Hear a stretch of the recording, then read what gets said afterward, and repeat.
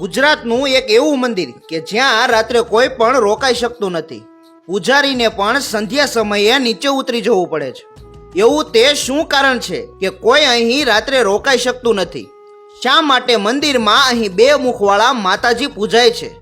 શું છે હકીકત? શું છે આ મંદિરનો ઇતિહાસ? દરેક સવાલના જવાબ જાણવા માટે વિડીયોના અંત સુધી જોડાયેલા રહો.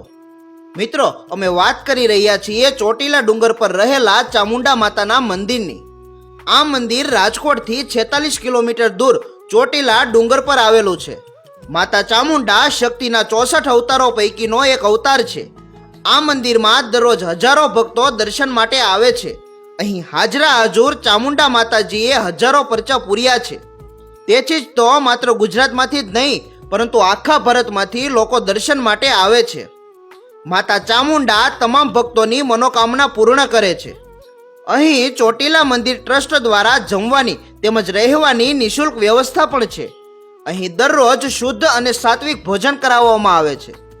અહીં દરરોજ બપોરે ભક્તોને લાપસી, દાળ ભાત અને શાકનો પ્રસાદ પ્રેમપૂર્વક જમાડવામાં આવે છે.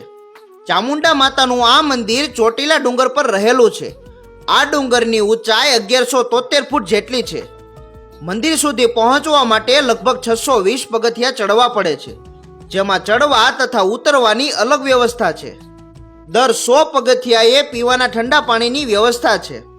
પગથિયા પર મંદિર સુધી છાંયડો કરવામાં આવેલો છે. એટલું જ નહીં, પગથિયા પર અમુક અંતરે પંખાઓ પણ લગાવવામાં આવ્યા છે. આ મંદિર ગુજરાતના મુખ્ય યાત્રાધામો પૈકી એક પૌરાણિક અને અગત્યનું યાત્રાધામ છે. ચામુંડા માતા હિન્દુઓના કુળદેવી છે. વર્ષની મુખ્ય 3 નવરાત્રી એટલે કે મહા, ચૈત્ર અને આસો માસમાં અહીં ભક્તોની ખૂબ ભીડ જોવા મળે છે. હવે આપણે વાત કરીશું ચામુંડા માતાની પ્રાગટ્યની કથા તેમજ આ મંદિરના ઇતિહાસ વિશે. દેવી ભાગવત અનુસાર હજારો વર્ષ પહેલા અહીં ચંડ અને મુંડ નામના રાક્ષસોનો ખૂબ ત્રાસ હતો. આ રાક્ષસોથી છુટકારો મેળવવા માટે અહીંના ઋષિમુનિઓએ યજ્ઞ કરી આદ્યાશક્તિ માતાજીની આરાધના કરી. આ યજ્ઞકુંડમાંથી તેજ સ્વરૂપે આદ્યાશક્તિ માતા પ્રગટ થયા. ત્યારબાદમાં શક્તિએ ચંડ અને મુંડ રાક્ષસોનો સંહાર કર્યો. માતાજીએ જે ડુંગર પર આ રાક્ષસોનો વધ કર્યો હતો ત્યાં જ માતાજીની સ્થાપના કરવામાં આવી. ત્યારથી જ માં આદ્યાશક્તિ ચામુંડા માતાના નામથી ઓળખાયા. ચામુંડા માતાને રણચંડી પણ કહેવામાં આવે છે. તમે જોયું હશે કે માતા ચામુંડાની છબીમાં જોડિયા પ્રતિકૃતિ હોય છે.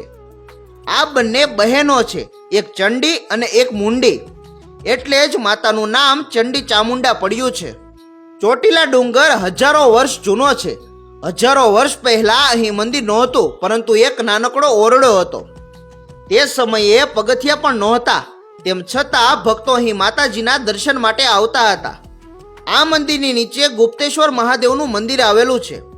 એવું કહેવામાં આવે છે કે ચામુંડા માતા તાંત્રિકની દેવી છે. જો કોઈ મેલી વસ્તુ તમને હેરાન કરતું હોય તો ચામુંડા માતાનું ફક્ત સ્મરણ કરવાથી જ માતા તમારી રક્ષા કરવા માટે દોડી આવે છે. માન્યતા અનુસાર જો કોઈ પણ સ્ત્રીના વાળ કારણ વગર ખરી રહ્યા છે તો માતાજીને બજારમાં મળતો ખોટો ચોટલો ચડાવવાની માનતા માનવામાં આવે તો વાળ ખરતા બંધ થઈ જાય છે, તેમજ લાંબા અને ઘટાદાર થઈ જાય છે. લાખો શ્રદ્ધાળુઓ પોતાની માનતા પૂરી કરવા માટે અહીં આવે છે. સૌથી મોટો સવાલ એ છે કે આ મંદિર પર રાત્રે કેમ કોઈ રોકાઈ શકતું નથી? ચામુંડા માતાનું વાહન સિંહ છે.